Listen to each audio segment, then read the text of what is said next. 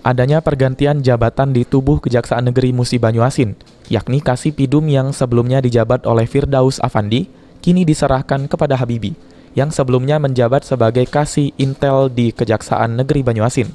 Lalu Kasih Barang Bukti yang sebelumnya dijabat oleh Dedi Saragih, kini diserahkan kepada Firmansyah, yang berasal dari Kejaksaan Negeri Prabu Mulih.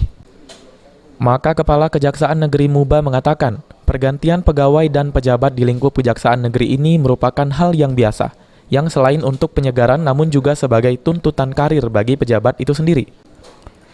Namun Kajari menyampaikan pesan khusus kepada dua pejabat baru, khususnya Kasih Pidana Umum, agar berhati-hati dalam penyelesaian kasus minyak ilegal yang ada di Muba, karena kasus minyak di Muba merupakan kasus terbanyak di Sumsel, dan jangan sampai menimbulkan rasa tidak adil di tengah masyarakat. Itu yang saya tekankan sama dia.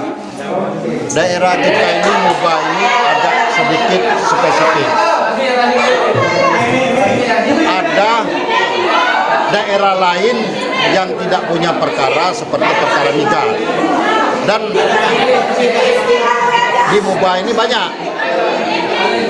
Nah itu kalau dia konsen Kasih Pidum yang baru, mudah-mudahan problema-problema mungkin yang timbul dalam perkara migas bisa teratasi. Dan saya berharap semenjak dia nanti megang itu jangan sampai timbul-timbul protes dari masyarakat atau ada keluhan dari masyarakat. Artinya dengan protes atau keluhan itu baik sebagai fungsi kontrol untuk meningkatkan kita sebagai penegak hukum untuk lebih profesional. Sedangkan untuk Kasih Barang Bukti yang baru, Kajari berpesan untuk segera menyelesaikan barang bukti yang kini menumpuk di halaman Kejaksaan Negeri agar terlihat rapi. Lucy Iskandar, PAL TV.